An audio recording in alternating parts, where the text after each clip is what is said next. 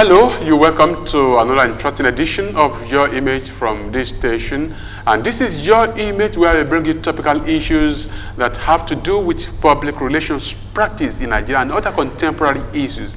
And this week we'll be continuing with what we discussed last week, and that is transparency in public relations. I have my guests in the studios. They were actually part of the discussion last week, and permit me to introduce to you one of my guests on the show, one-time chairman of the Ogun State chapter of NIPR, and also he has also served on the council of NIPR, Mr. Akin Okudero, a fellow of the institute. You are welcome to the show, sir. Thank you very much. On my immediate hand right side, I have the chairman of the Ogun State chapter of the Nigerian Institute of Public Relations. He's also a lecturer in the Department of Mass Communication, Moshood Abiola Polytechnic, Abeokuta, Mr. Lekan Togowa. You are welcome once again this week. Thank you, Mr. Mondito. I also have a media personality in the house. Is a broadcaster, media person, in person of Mr. Yewale Feishola. You are welcome once again this week. It's a pleasure.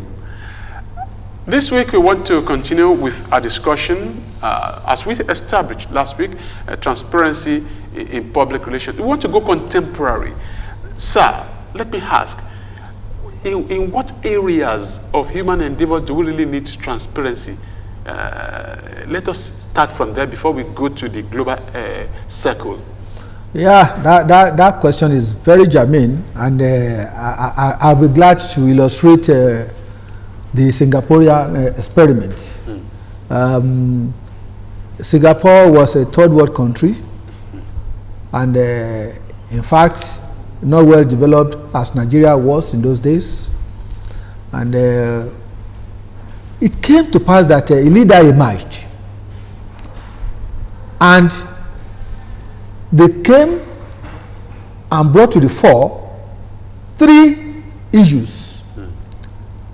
You mentioned one the other time, that is the issue of meritocracy, and we also have the issue of pragmatism, and the third one is honesty. You can see that honesty is coming up every now and then in the issue of transparency. For a nation to grow, its citizens must be placed appropriately in capable positions and situations. Singapore exhibited that trait and is now a great nation. It has moved from the third world country to first class nation. At every point in time, it's been able to identify people who have that merit, people of quality, traits, character, and it brought them to fore, putting them in strategic places in government and in social life. So, that aside, issue of transparency can also be seen in the product life or service of a particular company, because we are now looking at the corporate world now. Look at a food company producing this Indomie. Sometimes ago we had Pistas. Let's just say Pistas. Okay. It should be like we are advertising. No, I didn't mention company. So what we are saying is that as at that time there was an uproar that was a defective production, and what did they do? They tried to be very open. They invited organs that were supposed to monitor quality production in the medical, in the laboratory and whatever, and the people were exposed to the products. It was discovered that a batch was defective, and they were able to single out, and they withdrew those products from the society, from the markets, and they now, with the use of strict openness, they were able to tell the world that yes, we were at fault.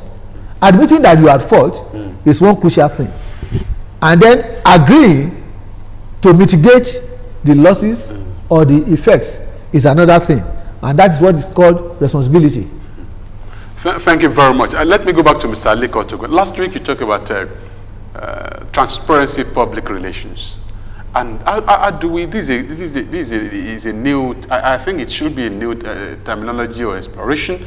So how do you make use of these as an instrument of public relations, as an instrument of PR that will uplift an organization, an individual, as well as the transparency that we are talking about is concerned? You see, let me say, I said it, transparency, public relations, or transparency is not a new concept in public relations. Oh. It is the genesis of public relations. It is the heartbeat of public relations. Because it has to do with ethics. That is, and that is why the ethics of the provision is anchored on transparency. If you look at all the provisions of the ethical codes of NIPR or public relations practice anywhere in the world, you see that imprint of transparency. Whether it is between the PR practitioner and the client, the organization, even to your profession, your association, or whatever, it is at the center. So it is not a new concept. But as I said last week, when we got to a period, a phase that you have more of spin doctors, when we got to an era of what some people describe as a cosmetic society, where for everything you want to present to the public, you have to put some cosmetics. You have to colorize it. You have to put some plastic on it. And eventually, you will see a lie or half-truth appearing as the truth. Or you are not really seeing the original thing. Then it becomes very difficult for transparency to thrive. Because there was this impression that, PR people, they just want to tell lies. They just want to manipulate information. So at that point in time, transparency was not associated with as something that is at the center of PR. Now, I said, if you look at what is happening across the world, the new thing, the thinking, the news music is that transparency should drive both our public and private life. Because, especially with the social media, there are a lot of information on social media that make people to want to determine the reputation of an organization. So there are standards everywhere. So the public organizations of today and private companies, they have no option but to be transparent in their dealings. So it is not a new concept, but it has in a way been re-energized to determine the present and future of PR practice. Now, let me say this. As I said last week, we need to look at some practical situations to really explain what we mean by transparency. We have established that it is central to PR practice. Even to life. Yes. If you look at what happened, let's look at it. There's a company in US. Yes, we are on the program. I can't mention the name of the company. That is to the production of a food product. It recently advertised that people should eat that product occasionally because of its high sugar and fat content. Yes. Yes. Yes. I think I watched that. That is a demonstration of transparency. That eat this thing occasionally because of its high sugar and fat content. That is transparency. The company is not really interested in pushing all that he has produced to the market. As the veteran mentioned, the issue of responsibility is there. You have to protect the interest of your consumers, of your publics. That is number one. Number two, when that black American, George Floyd, was killed by a policeman, a white policeman that put his knee on his neck, and there was a campaign, Black Lives Matter, demonstration across cities in the US. Look at what the police officers did. They knelt as demonstrators as they approached them. They put their knee on ground to say, "We admitted that our colleague." Apologizing. Yes. Yes, that is it. That is transparency. It's not a case of not taking tear gas to send them away or to disperse demonstrators. You need to admit that you have made an error or made a mistake at a point in time. And that will make people to look at you as being sincere and genuine with your position. Now let's go back home. The palliatives of pandemic, during the hot days of pandemic, what happened between government and the people, the supposed beneficiaries of palliatives. People did not believe that government handled that thing properly. They questioned the quality of food items that were given. Some said, oh, because those things had been in the National Reserve for a while and they felt they were going bad, and that is why they have thrown them out. We saw pictures of rotten rice distributed to some places. There's a problem there's a question mark on transparency. The Minister for Monetary Affairs said materials were distributed to all parts of the country. Evenly distributed. There's a challenge there. Transparency. The immediate past Minister of Finance, Kemi Adeosun, she resigned when she discovered that she was carrying a fake NYSC certificate. There's this strong assumption that if she had chosen to remain, that would have been covered up. Now she left, and I want to believe that the decision she took has been counting for her immediately she left. Have we taken a step further to look at how that fake certificate was procured? Nothing is yet to be had. That is the issue. That is the challenge. She left. That, oh no, I had a fake certificate. She left because she has an integrity. That is it. So that to is say, being transparent. If she had wanted to remain on that job, perhaps she was the one that actually blew to the open eventually. Now, we didn't take the next step to know how did this certificate, get to the hands of the minister. How did it get there? Now that brings me to the next question. I want to go to Yewale Feyisola. That is individual transparency now. He has given us instances of people who came openly to tell us how it is and how it was from the US down to Nigeria. So how does an individual be transparent to himself and to his society in order to have development in our society? That is the sad development in Nigeria especially. Individual transparency. This goes a long way. Yes. So how do we go about this? Thank you, Mr. Moderator. You see, when we, just as we said last week, from my veteran, he told us about the need for individual. You remember vividly, he mentioned that when we talk about transparency, as a public relation officer, it begins with you. Even when you want to portray the image of an organization in a way that will be acceptable to the general public, it starts from you. And then it depends on, as he said last week, he said, not only in an organization, that even from home. It starts from home, that come to the public. So when we talk about individual, I remember where I worked, the boss there, he believed so much in his personal integrity, that this is my name that I've protected over years.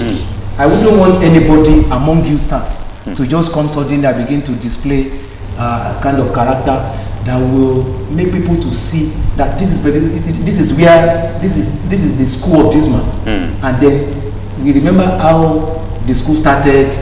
The name that the school had gotten over the years, that they don't engage in examination malpractice. But now, with the new crop of students that we are getting, and the new crop of teachers that are coming, encouraging examination malpractice, the man made a statement. He said, I will not entertain this, I will not encourage this. Just because my name had been built over the years, they have known me as so person. That you want your child to go to a particular school, where they will be trained properly, where they will read, and they will not engage in any examination malpractice. Take your child to this particular school. But when the man began to hear stories about some students trying to find engage, their way, trying to get some internet materials answers. The man said, this is not me. This is not me. I don't want people outside to hear that, okay, it is in the school of this man that this one is coming. So you observe, you now discover that that man is trying to protect his own. And then he said, anytime you want to tell the new generation or the new set of students that are coming out in order to fight this problem, you need to let them understand the reward for transparency. That when you are transparent, when you portray accountability anywhere you go to, when you possess trust, and then people know you for the truth, and you possess integrity, you tell them the reward. You don't tell them that they are going to be punished because they may be afraid and say, well, if it is just give me 2 strokes of cane or going to fetch water, that one is okay. But when you tell that this is the reward, if you are transparent, this is the reward. And then if you are not transparent, this might be the consequences. And then you try to complement it with the kind of stories. Students, they like stories so much, all of that. So that will make them to have a change. The same thing goes with our society. Government, when the government is not doing the best according to what they promise the citizens during campaign, they should find a way of letting the masses to understand these are the challenges we are facing, and then we have all these as programs for you, and we are going to execute them as not to be keeping some trying of to play smart, just like my veteran say that to be colorized, just as you have said, to put some pictures that will make it to know as if they are doing the best. So that's just. You're watching Your Image, and I'm sure you are really finding it very interesting. Transparency issues in public relations, and we are going contemporary now, and I'm sure that it's definitely telling on our society. There are some missions we definitely go a long way to correct some of the anomalies that we experience in Nigeria today. Let me go back to our veteran, Mr. Aki Okudero. Now, I just wanted to talk to PR practitioners, most especially those of them who work in public institutions. They are just like in between the what do we call it, the red blue sea and something like that. So they have to be submissive to the organization, whether they like it or not. Even if they are told to tell lies, they may not have a choice but to tell such lies. How do they go about it? Every public relations person must develop themselves beyond even paper qualification. They need to contemporarily move around and observe what is happening. They need to expose themselves to international standard things. Our public relations is practiced either in the community, and because public relations is a diverse profession, and there is no aspect of life that it does not touch. So they have the opportunity to specialize. If you want to relate in community relations, go in there and understand what community is all about, what the people in that community wants, how they can be connected to upgrade the community. And besides that, in the area of communication, let them begin to develop proper communication tool that will help them. We have found out that a public relations person that is still traditional cannot blend with this trending world where ICT and the like are the in thing. The fact that the social media is also there, they must endeavor to ensure that what is placed at the public domain is correct. And they must be able to either correct impressions that are not owned by your organization quickly, or that they ensure that they are always coming up with facts, figures, developments in the environment. It is the lack of full information in the public domain that makes Grapevine to thrive. So even in the academic institutions, the communication studies, thank God it has been divided into 7 professional lines now. They must be properly equipped to deliver the essential things that the students and the members of the public will derive the benefit from. So we have found out that education line, when you are in school, is different from practice. So the students must be taken out. They must be engaged in corporate world where they can combine the ground with the school, I mean with the society. So we need all those things. Public relations is life, and only people who are ready to give it the all that it requires can thrive. And that is why, as an individual, a PR person must be very honest. All right, thank you very much. Let me quickly go to Mr. Adekan Togunwa. I want to go back to classrooms now. Okay. A very quick one because of our time. Let's go to our curriculum, mass communication curriculum. Now, you mentioned transparency, public relations. Can't we have this as a single course, not as a topic from the curriculum, so that these students will know how important or the importance that is attached to their academic career, so that by the time they get to the field, they will know that they need to be transparent, especially those of them who find themselves in public relations practice. You know, as I said, it is not a new thing. And one may not eventually have it as a separate topic in the course of teaching public relations. What we are saying is that in the course of, while you are teaching all the topics in classrooms, every topic is attached to transparency. Particularly ethics. Every topic, there is transparency. There is a need for you to be transparent in the practice of every aspect of it. So whether you are talking about community relations, you are talking about media relations, whatever you are talking about in terms of building relationship with public organization, transparency is key. And that is what the teacher or a teacher of PR must emphasize in the course of teaching that course. So it is not as if it is a new thing. Even when you have it as a topic, a new topic to drive that particular value or philosophy, you discover that eventually the subtopics of what you have to teach, the ingredients of that main thing, will still be about building relationship around honesty, accountability, building trust, and having good reputation. All right, a very quick one, a few seconds. So what's your take-home message to viewers, especially students of relations or media people generally, in terms of transparency? What I want to say is that, just as my veterans have said here, transparency is very key. In any area of our life, everywhere we find ourselves, we must make sure that we pursue integrity, we are honest, we are straightforward in everything we do as public relations. Thank you very much. From the veteran, few seconds. Well, there must be openness. There must be accountability. And just as my chairman said, ethics is everything. Without you having to graduate from a society that is made whole, you cannot grow the nation.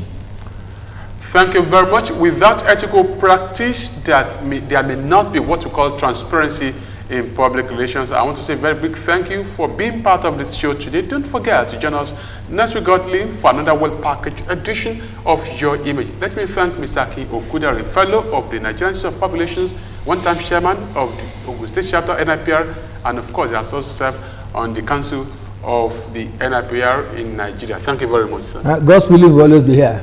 I also want to thank the chairman of the Ogun State Chapter of NIPR, Mr. Adekan Togunwa. Thank you very much for being a regular guest on this show. It's my pleasure. Thank you, sir. Thanks for having me. And Mr. Oyewale Feishola, thank you very much. He's a media person. Thank you for being part of the and your contributions are actually appreciated. Until we see next week, we meet next week on this show. Let's always be transparent in whatever we do. God bless Nigeria.